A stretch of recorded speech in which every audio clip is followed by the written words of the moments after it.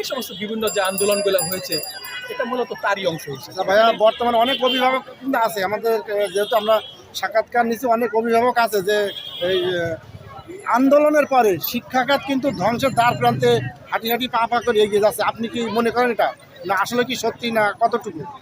আন্দোলনের পরে শিক্ষা খাত আসলে যা ধ্বংস হবার আমরা তো আগেই দেখেছি, যে যেখানে কিভাবে আলু ভর্তা করতে হবে এটা নিয়ে গবেষণা হয়, কীভাবে এই ধরনের শিক্ষা ব্যবস্থা দেশে চালু ছিল।